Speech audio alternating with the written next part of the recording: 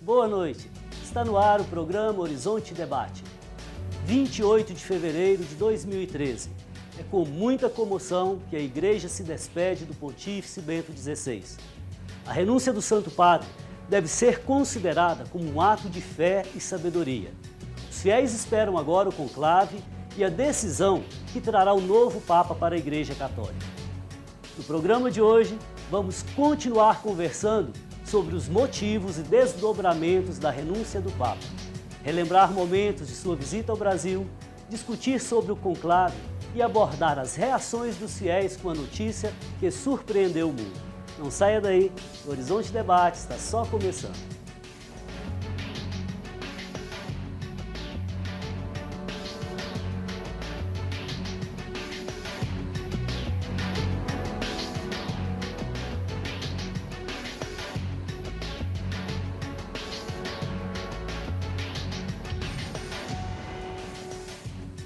Participam conosco hoje o Bispo Auxiliar da Arquidiocese de Belo Horizonte, Dom João Justino de Medeiros, o Assessor Especial da Reitoria da PUC Minas, Professor José Tarcísio Amorim, e o Vigário Episcopal da região Aparecida, Frei Luiz Antônio Pinheiro.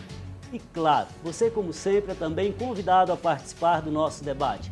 Hoje estamos conversando mais uma vez sobre a renúncia do Papa Bento XVI. Mande um e-mail para nós, horizontedebate@tvhorizonte.com.br. Melhor se você ligar, 3209-0115.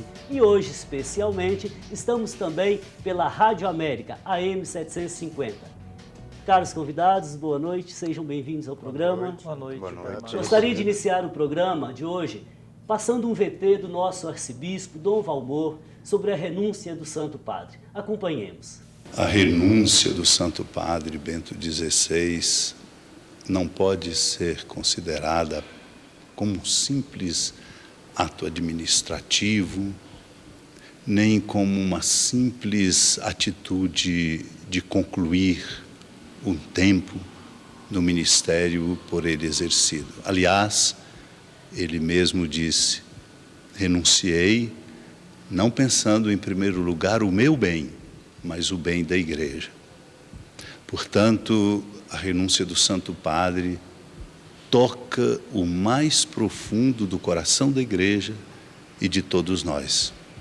Isto é, nos reenvia ao núcleo mais importante da nossa fé, do Evangelho.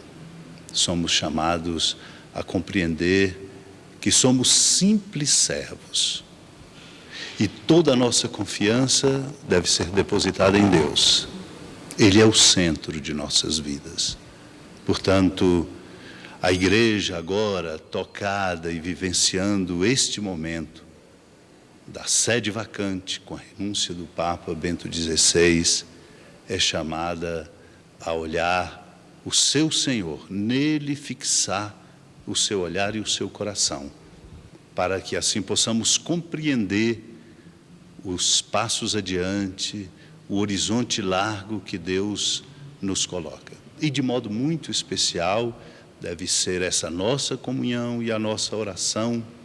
Queremos que assim seja para os senhores cardeais, eleitores, que terão esta grave e importantíssima tarefa de escolher o novo sucessor de Pedro. Isso, Dom João. Essa fala do Dom Valmor ficou muito marcada. Uma renúncia por amor à Igreja. O que isso quer dizer para nós? Sem dúvida, esta referência que Dom Valmor coloca na sua consideração sobre a renúncia do Papa Bento XVI aponta para aquilo que Bento XVI, no início do seu pontificado, colocava, não é?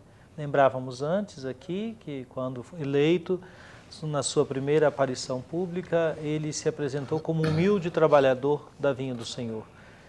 E ontem também, na audiência geral, ele fez referência, né, de que ele, ao deixar o papado, né, o exercício do pontificado, ele não retorna a uma vida privada, né, como se estivesse se aposentando, mas o horizonte dele é o serviço que ele pôde prestar até aqui e de que modo ele pode continuar agora, considerando as condições físicas em que ele se encontra.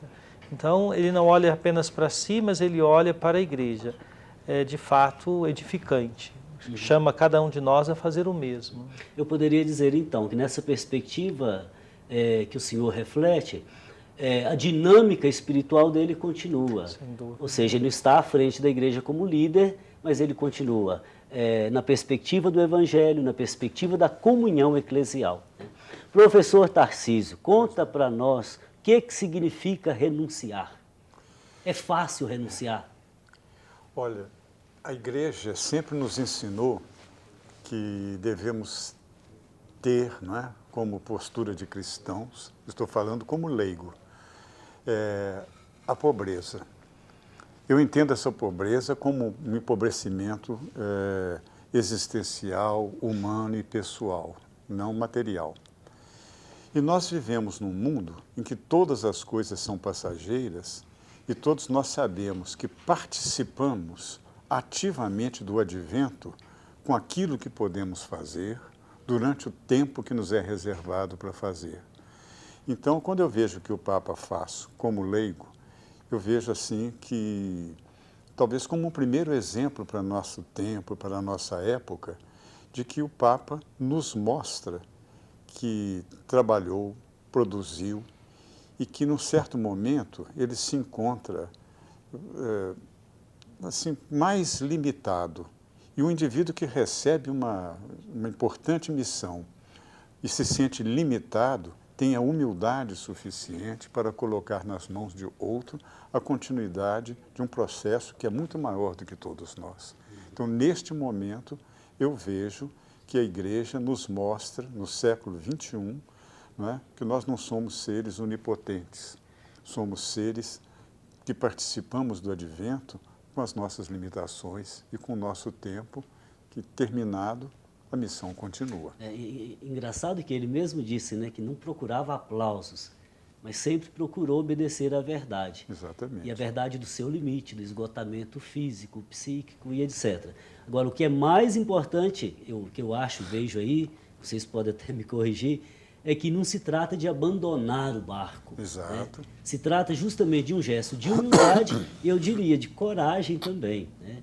Eu acho que ele teve que fazer uma ginástica espiritual muito grande para tomar essa decisão, quase que inusitada. 6 séculos isso não acontecia, né? E, sobretudo, acontecendo de forma positiva no pontificado dele. Frei Luiz, como que os papas escolhem os nomes? Por que Bento XVI escolheu esse nome, Cardeal Joseph Ratzinger? A primeira vez que houve a mudança de um nome foi com o Papa João XII, na Idade Média. Desde então, todos os outros também mudaram o nome. Ao escolher um nome, ele de alguma forma indica mais ou menos a linha que ele vai seguir no seu pontificado. Então, o nome é muito simbólico. Então, eu fico imaginando o próximo Papa, Bento XVI. Por que escolheu esse nome? Por 3 motivos, basicamente. São Bento, o padroeiro da Europa, é um nome profundamente simbólico. Bento queria dialogar com a modernidade, resgatar a identidade da Europa. Bento XV foi o Papa do Iluminismo, um Papa que soube compreender aquele mundo cambiante do século XVIII, e depois Bento XV foi o Papa da Primeira Guerra Mundial. Tudo fez para que não houvesse a guerra, para que houvesse a paz. Então, ao escolher o nome de Bento XVI, ele tinha um programa na sua cabeça. Agora, nós também esperamos que o próximo Papa vai ser muito significativo quando ele anunciar o seu nome, se for, por exemplo, um Paulo VII, um João XXIV, um Pio XIII e assim por diante, João Paulo III, isso já é indicativo da linha que terá o próximo Papa. Agora, uma curiosidade aí, né? Porque Bento XIV viveu ali o período do Iluminismo com grandes desafios. Depois, a Primeira Guerra Mundial, desafio enorme. E você acha, ou melhor, o senhor acha, que Bento XVI dialogou com o mundo de hoje? Eu acho que ele profundamente dialogou, porque ele é primeiro um teólogo, um profundo conhecedor da história e, ao mesmo tempo, da própria Igreja. e compreende perfeitamente por onde vão os caminhos do mundo. Então, eu acho que ele fez um esforço muito grande para dialogar com esse mundo, principalmente para transmitir esperança, novas perspectivas, e é uma simplicidade muito grande, mas, ao mesmo tempo, uma clareza, uma compreensão profunda do que está no espírito do nosso tempo. Eu acho que ele fez realmente esse diálogo, apesar das críticas que às vezes nós vemos dizendo que não. Na verdade, quando eu coloquei a questão, é justamente para defender uma ideia. Diálogo não significa concordar com a diferença apenas. Significa buscar a razão mais profunda que nos irmana e que nos anima, né? Nessa perspectiva, Dom João, como que o senhor avalia Bento XVI em seu pontificado? Eu acho que essa é a principal característica. Bento XVI, em todas as suas intervenções, discursos, documentos que produziu, eventos que promoveu, o ano paulino, o ano sacerdotal, agora o ano da fé, sempre teve essa preocupação de nos chamar às raízes mais profundas, não é? Qual é, de fato, a identidade cristã? O que significa viver o Evangelho nesse tempo da história? Aberto ao diálogo. Isso talvez tenha provocado exatamente reações também naqueles que querem um diálogo, eu diria, um pouco superficial, né? Talvez pelas forças mais impulsivas do momento, das opiniões. Para aqueles que leram, né, os textos, alguma produção do Papa, certamente sabem disso. Ele chama a profundidade. E isso é uma marca. E, inclusive, em pequenos discursos, isso está presente, não é? Ontem, na audiência, o modo como ele falou da própria decisão, né? Então, como ele aponta que quem é que está à frente da barca de Pedro, não é? Verdadeiramente. E ele fez isso sempre. E essa é uma marca, sem dúvida, do seu pontificado. Ok, nós vamos voltar nessa questão no próximo bloco. Antes de ir para o intervalo, queria lembrar mais uma vez a campanha Faço Parte, expressão de comunhão eclesial e nosso dever de fidelidade para com a Mãe Igreja. Faça parte você também, seja um missionário evangelizador, ajudando a construir a casa do povo de Deus, a Catedral Cristo Rei. Nós vamos para um breve intervalo e voltamos já já. Enquanto isso, aproveite para participar conosco pelas redes sociais. Até daqui a pouco.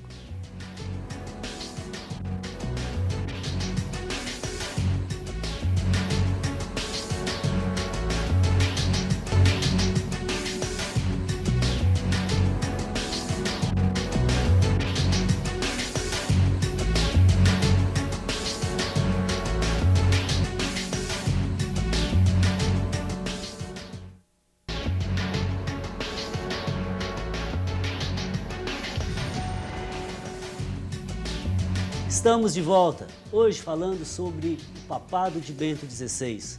Você se lembra da visita do Papa ao Brasil? Qual foi sua reação com a notícia de sua renúncia? Participe com a gente. Mande um e-mail para horizontedebate@tvhorizonte.com.br ou ligue para o telefone 3209-0115. Nós começamos outro bloco ouvindo e vendo um vídeo do Dom Valmor. Agora nós vamos assistir ao VT do Dom Mol. Nós não podemos negar que a Cúria Romana, a Santa Sé, precisa passar por um processo de renovação para que as pessoas sejam acertadas. E estando acertadas as escolhas das pessoas, elas acertadamente, corretamente, façam a gestão de todos os aspectos da Igreja. Do mais simples atendimento a uma pessoa, à gestão dos números, dos recursos financeiros, da orientação pastoral, das escolhas teológicas que nós vamos fazendo dentro da nossa vida.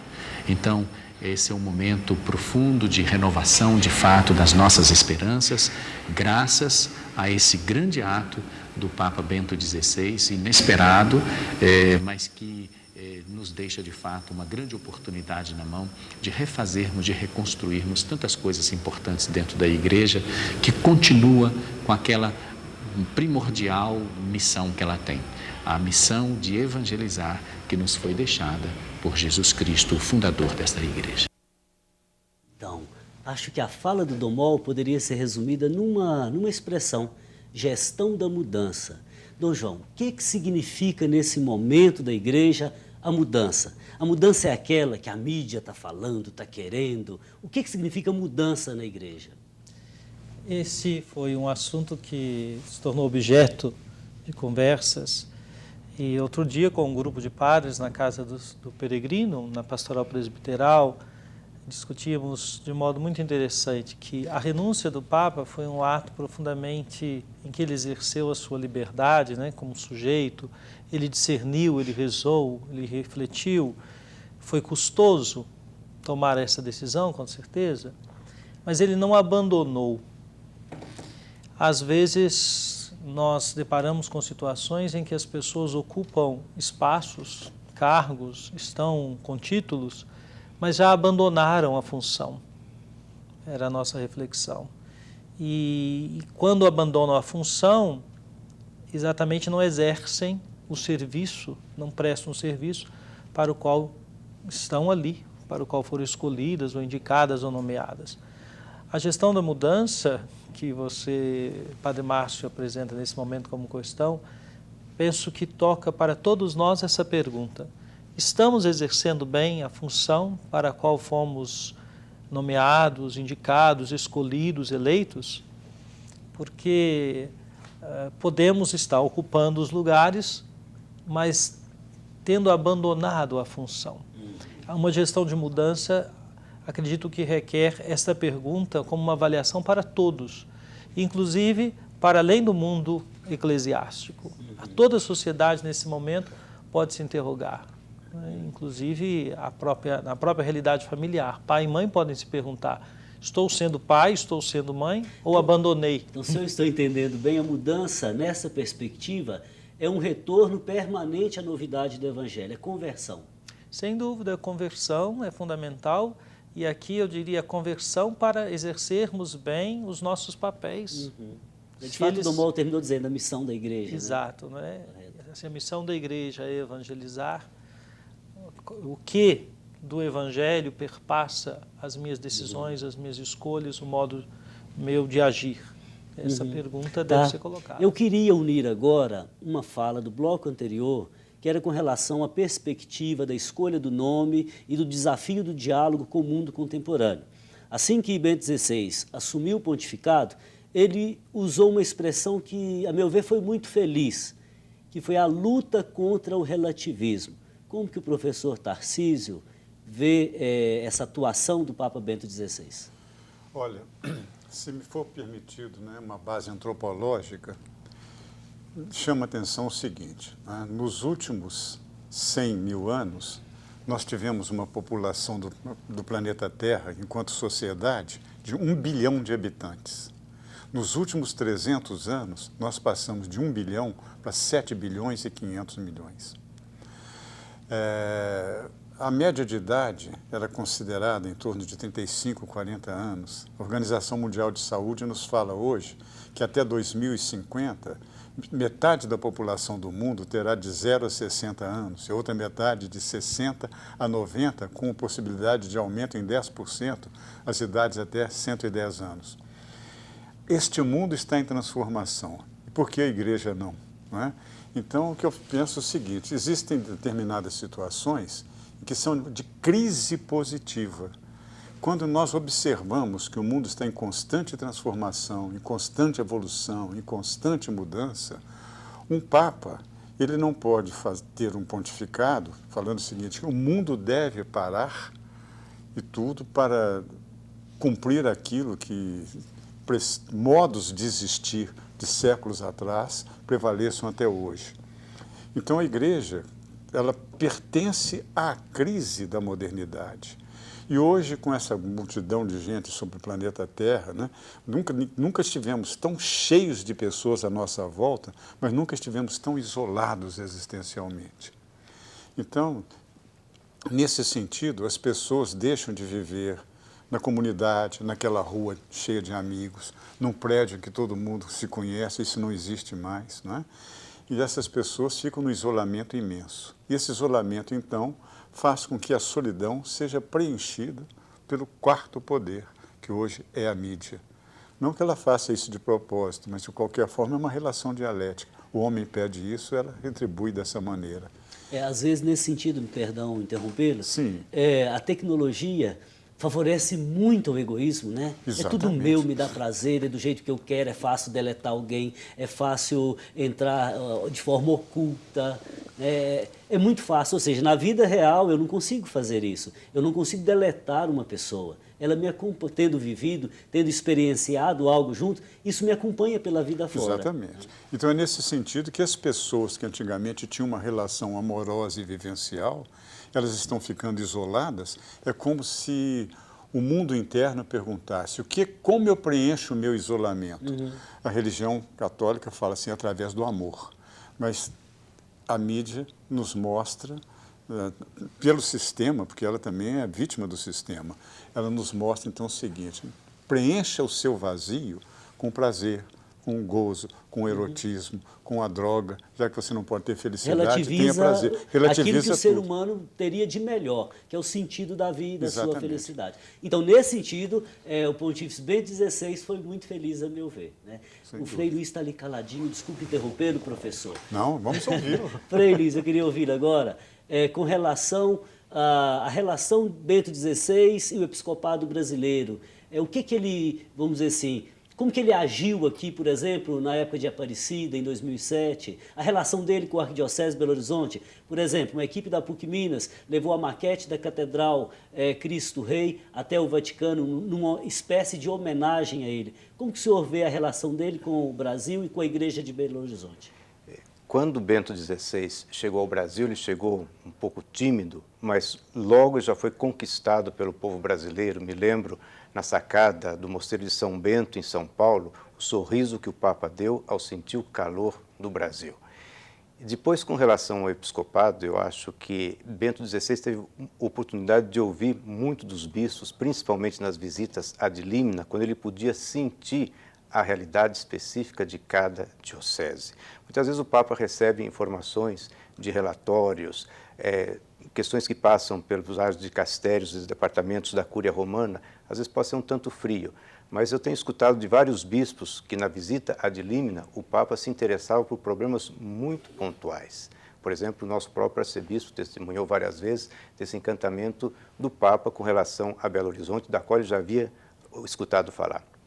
E não é à toa que Belo Horizonte foi escolhida como uma das cidades como observatório da nova evangelização. Ou seja, como evangelizar no mundo de hoje, tão cambiante, com tantos desafios, com tantos problemas, com tantas perspectivas, com tantos anseios? Com qual linguagem nós vamos fazer isso?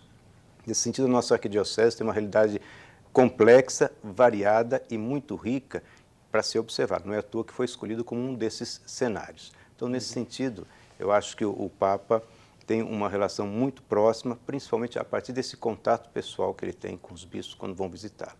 Mas eu gostaria de chamar a atenção para um fato que me marcou muito, é como que essa renúncia do Papa tem mobilizado a mídia e o mundo.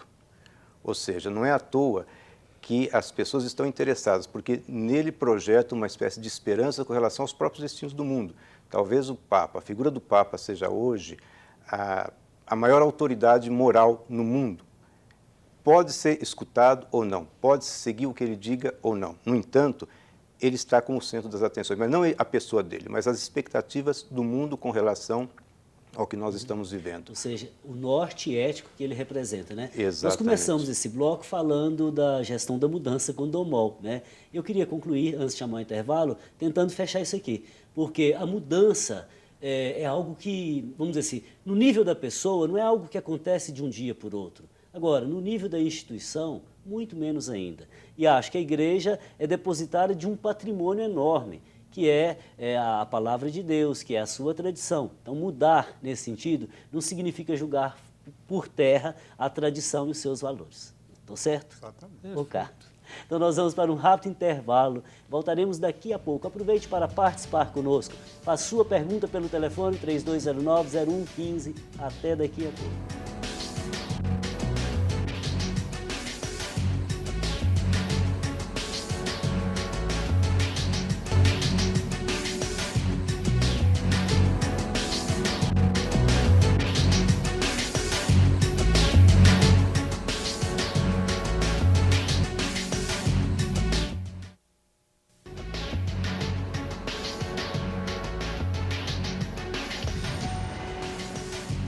A renúncia de Bento XVI. Este é o tema do programa de hoje.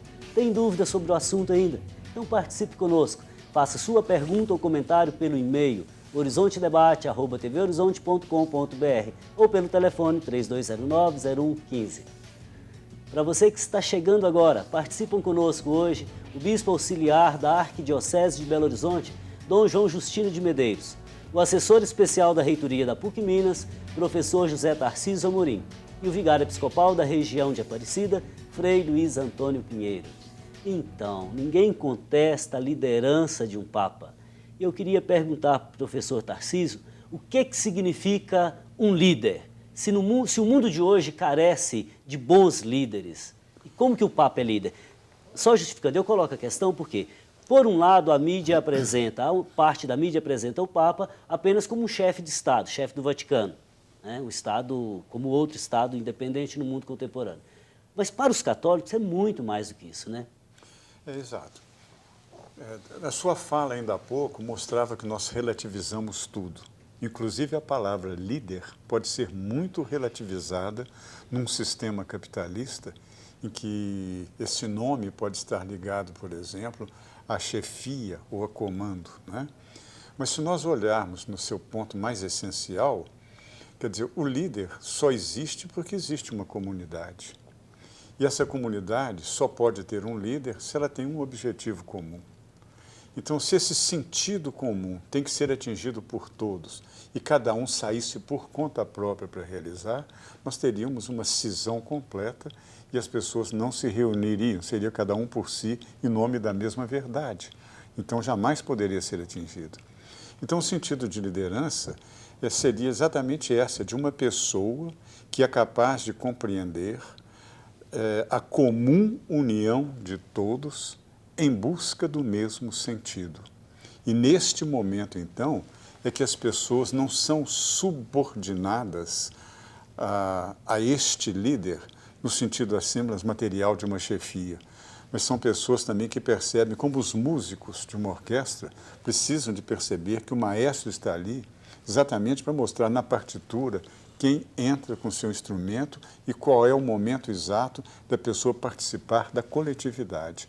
Então, nesse sentido, que me parece que o Papa é mais do que simplesmente um chefe. Ele é um chefe de Estado como parte das suas funções, mas ele é um líder cristão na medida em que a humanidade está pedindo um sentido para ser comum união dos seguidores de Cristo. Agora, há quem diga que, com a renúncia de Bento XVI, o Vaticano perca prestígio no mundo contemporâneo enquanto Estado. O senhor pensa assim? Olha, eu não vejo dessa maneira, porque quando se coloca uma questão, é natural, por exemplo, que quando a gente vê uma pessoa num determinado papel, coloca-se durante algum tempo uma expectativa em torno desta pessoa que está no exercício da liderança. Mas se essa pessoa é retirada de um cenário, imediatamente a missão continua.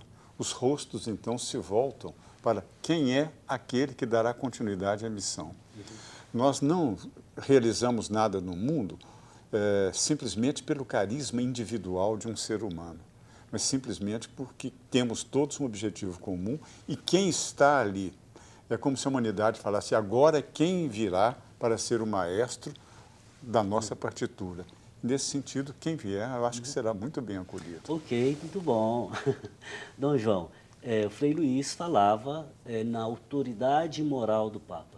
O professor Tarcísio fala da liderança espiritual em prol da comunhão. Quando o Papa esteve aqui no Brasil, falando para o episcopado brasileiro, quer dizer, latino-americano, ele aconselhou a não fazer leituras reducionistas do Evangelho, de cunho político, etc. Como que o senhor vê e analisa essa situação, ou esta fala dele, não fazer leituras reducionistas? Nós falávamos há pouco do estilo de Bento XVI, nos seus ensinamentos, a questão do seu interesse em ir na profundidade das questões, ir em busca das raízes, abrir um diálogo mais fundamentado. De fato, como a própria expressão já indica, uma leitura reducionista é uma leitura que reduz, que faz uma opção de reduzir aquilo que é a riqueza da palavra de Deus, do Evangelho, e que não tem uma conotação exclusivamente política, mas que nasce como palavra de Deus na comunidade de fé, texto inspirado. Então, se nós tomarmos o texto sagrado, os evangelhos, sobretudo apenas na perspectiva política, nós estamos reduzindo. O Papa fazia um convite a uma leitura mais inclusiva, né, mais ampla do Evangelho. E nesse ponto é a abertura ao diálogo, com, abertura ao com diálogo, várias circunstâncias, né? Uma leitura reducionista reduz, ela exclui os outros campos. E mais grave, se for uma leitura que exclui exatamente o dinamismo da fé, da missão que é específica da igreja, que é anunciar Jesus Cristo. Então, naturalmente, o contexto era a conferência do Episcopado Latino-Americano em Aparecida. O Papa, com esta palavra, já indicava algumas coisas importantes. A nova evangelização tem que tocar, sim, a dimensão política. E Bento XVI não se omitiu em tocar nas questões políticas para o mundo todo, mas não pode ser de um modo reducionista. Ok. Se não instrumentalizamos o Evangelho, Exatamente. né? O Evangelho não é um instrumento, não é uma arma, mas é um caminho de vida e de salvação. Bom, a Marli, do Padre Eustáquio, ela nos telefonou e pergunta assim, quem criou o Concílio Vaticano II? E se agora, com o novo Papa, haverá um Concílio Vaticano III? E o que é Carmelengo? Frei Luiz, por favor. O Concílio Vaticano II foi convocado pelo Papa João XXIII, tanto é que se fala o Concílio do Papa João, o Concílio do Papa Bom. João XXIII morreu e quem assumiu o concílio e o levou à frente foi o Papa Paulo VI. Tanto João Paulo I, João Paulo II e próprio Bento nunca pensaram no Concílio Vaticano III, porque o próprio Concílio Vaticano II ainda é adolescente, são 50 anos comparado ao Concílio de Trento, que vigorou, por exemplo, 3 séculos e meio. Então, há muita coisa do concílio ainda para ser compreendida, aplicada e vivenciada. Com relação a Camerlengo, Camerlengo é uma espécie de camerário mor do Papa, a palavra vem de camerarius, em latim, e é aquele que assume o governo da Igreja, do patrimônio da Sé de São Pedro, juntamente com os outros cardeais, espécie de coordenador do Colégio do Cardinalício na Sé vacante. Ok, obrigado. Marli, obrigado pela participação, fraterno abraço. Frei Luiz, a renúncia foi um ato de coragem em que sentido? Na vida, Padre Márcio, eu acho que as pessoas têm que saber quando entrar, quando realizar bem com determinação, firmeza, coragem e dedicação ao seu papel, à sua função, e também sair quando sente que é o momento de sair. O próprio Jesus, no determinado momento, quando sabia que deixaria esse mundo, falou assim, é necessário que eu vá para que o Espírito Santo venha. O próprio Senhor Jesus deu esse exemplo. Então, hoje mesmo eu conversava com uma médica, e ela dizia que foi um ato de muita dignidade do Papa. Imagina, por exemplo, um médico aos 85 anos. Imaginemos uma outra pessoa, um pai de família, cuidando da sua família. Ou seja, chega um momento que as pessoas têm que saber quando se retirar discretamente. Então, foi um ato de profunda dignidade, de humildade e de coragem. Porque o Papa rompeu, vamos dizer assim, não que ele não tivesse direito a isso, porque está previsto pelo direito canônico, mas com uma tradição de mais de 600 anos na Igreja. Então, isso cria um precedente, quem sabe o próximo Papa poderia renunciar em situações semelhantes. Então, isso dá margem até mesmo para a perspectiva da novidade na Igreja nesse momento atual. Eu coloquei a pergunta, não é novidade, eu acho que todo mundo está refletindo sobre isso há muitos dias, mas porque hoje um professor me posta no Facebook dizendo que não era humildade porque ele vai continuar morando no Vaticano, nem era coragem porque ele não enfrentou os problemas do mundo contemporâneo. Então, olha, eu penso assim, conhecendo os escritos e a história de Bento XVI, é coragem, sim. Ele fez isso com o coração inteiro, por amor à igreja. E a humildade, sim. Se dependesse dele, ele moraria, olha, em qualquer casebre, em qualquer paróquia, em qualquer sacristia. Agora, é a própria igreja que oferece para ele essa possibilidade de estar ali como Papa emérito, em comunhão com toda a igreja. Dom João, rapidinho, temos ainda um tempinho. Quais os motivos, na visão do senhor, que levaram o Papa Bento XVI ao ato de renúncia? Primeiro, a consciência da missão que é própria de um Papa, que é exatamente governar a Igreja E esse governo da igreja não é simplesmente receber relatórios e ouvir o que está se passando, mas ajudar que a igreja esteja na direção correta do Evangelho e da realização da sua missão. Ora, isso exige, de fato, um vigor físico, um vigor espiritual muito grande. Acredito, desde o início, que este foi o motivo que, de fato, levou o Papa Bento a pensar na possibilidade da renúncia e tomar esta decisão. Né? E aí, mais uma vez, a humildade, né? Para alguém mais jovem, mais cheio de vigor, enfim. Continuaremos daqui a pouco. Okay. Nós vamos para um rápido intervalo e voltamos logo, logo. Aproveite para participar, ainda dá tempo. 3209-0115.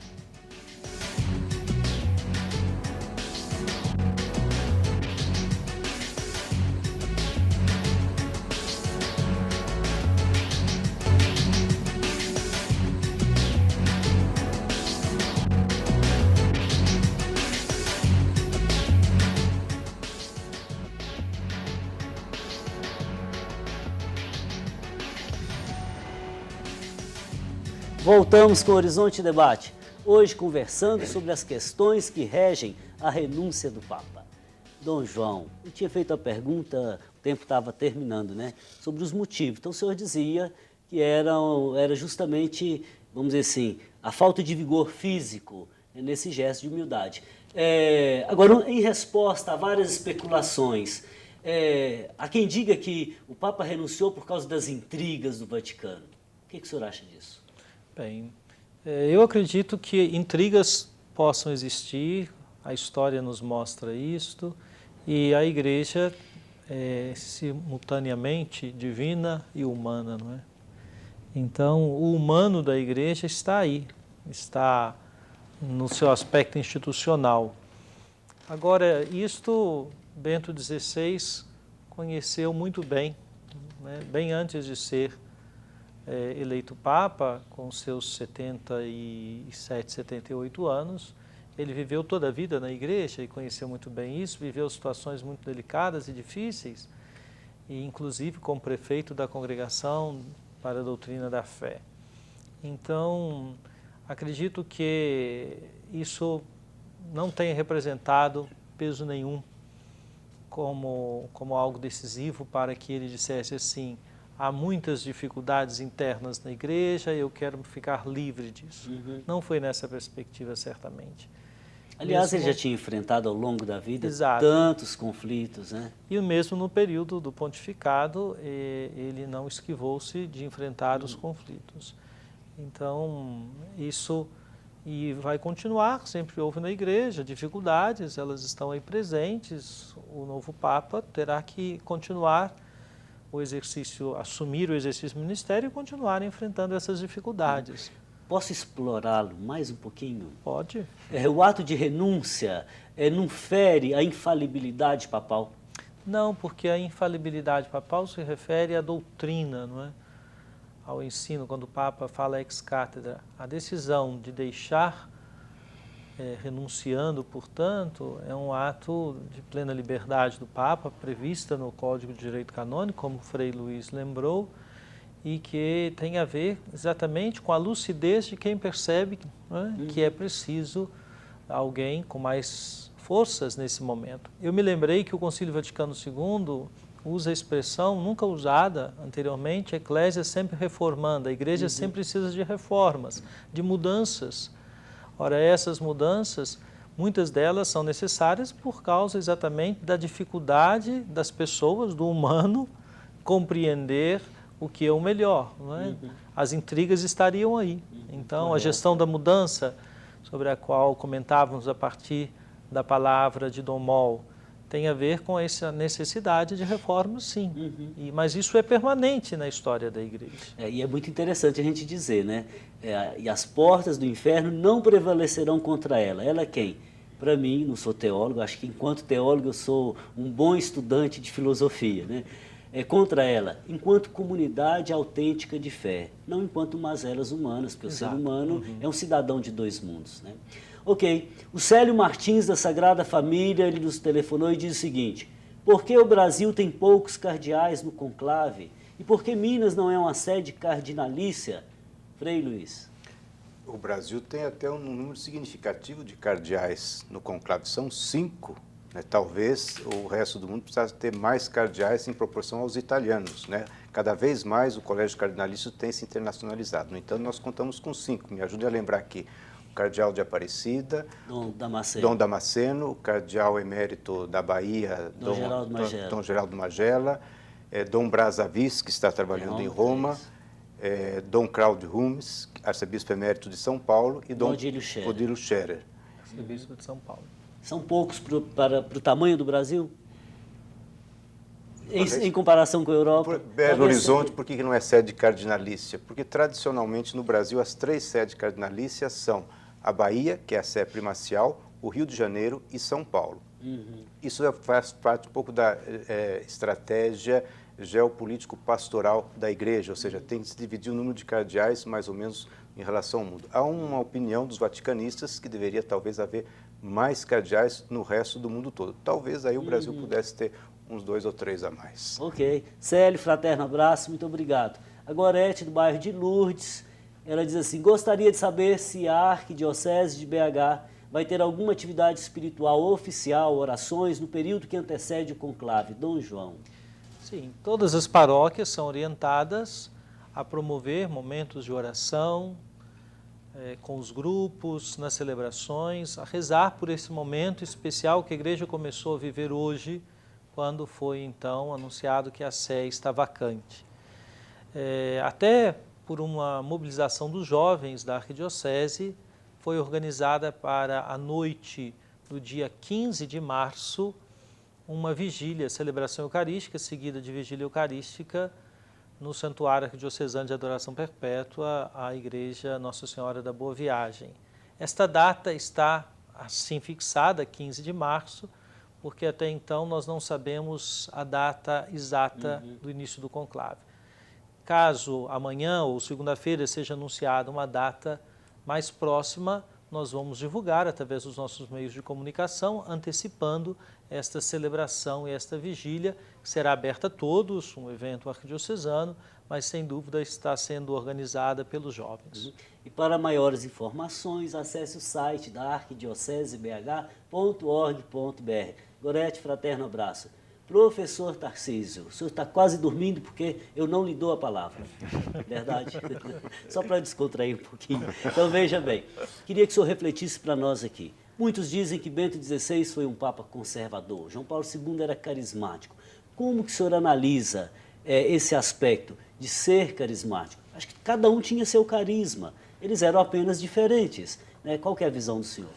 Olha, volto a falar como leigo. Na minha profissão, é muito comum que a gente verifique que quando uma pessoa, por exemplo, está fazendo até análise, ela está, por exemplo, sai de um estado de consciência para um outro estado de consciência, na medida que vai compreendendo progressivamente aquilo que fazia e aquilo que deve fazer. Né? Então, eu fico pensando que isso é uma característica comum a todos os seres humanos. Quando a gente pega, por exemplo, um papa que tem uma determinada formação, num mundo, por exemplo, em que a Europa tinha uma certa predominância cultural sobre todos os lugares da Terra, e os filósofos estavam mais ali, os teólogos estavam mais ali, havia um certo, digamos assim, uma certa concentração de interesse nessa área. Mas o mundo se globalizou e os problemas ficaram extremamente complexos. Isso não é um problema só da Igreja, isso é da humanidade. Então, todo ser humano tem que passar por um período de elaboração constante, sempre questionando entre o eu sou e o eu devo ser, tem sempre uma crise. Uma criança está em desenvolvimento, está no curso jardim da infância, passa para o curso primário, depois passa para o ginasial. A cada momento, ela vai verificando que ela não é eternamente aquilo que estava sendo exigido dela. E assim também, e essa é uma característica da Igreja. E o mundo moderno parece que tem como líderes pessoas assim que são idealmente colocadas, como na mídia, no cinema, essa coisa toda, né? E nós deixamos de perceber que faz parte do humano pertencer à sua história e sempre verificar que, estando numa liderança, tudo aquilo que a pessoa recebe, no momento seguinte, já terá novos desafios, né? Eu acho que é isso que o Papa... O senhor quer falar, Dom João? É muito, talvez, simplificar demais, caracterizar, não é? Um como carismático, outro como conservador. Nós, às vezes, incorremos nesta simplificação, sobretudo na generalização, para analisar as pessoas.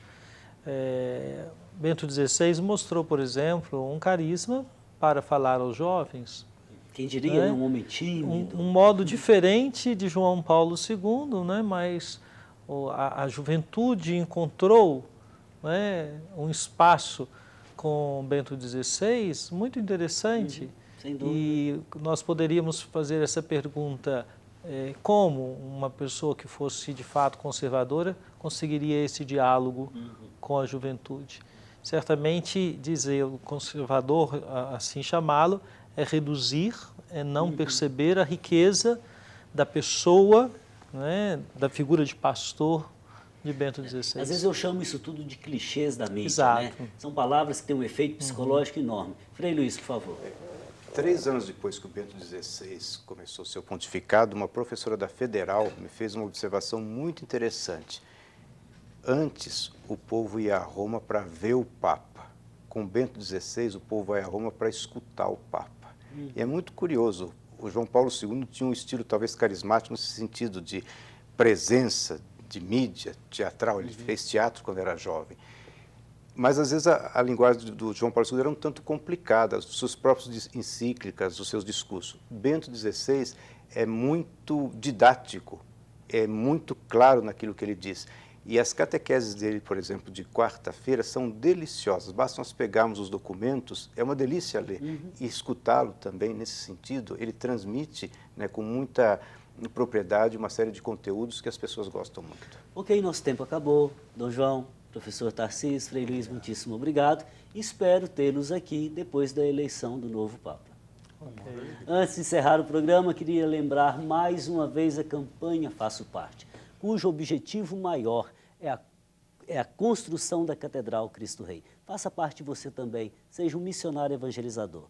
O Horizonte Debate de hoje chegou ao fim, mas você pode acompanhar informações sobre o programa pelo site da TV Horizonte. Nosso endereço é tvhorizonte.com.br/Horizonte Debate. Outro jeito de nos acompanhar é pelas redes sociais.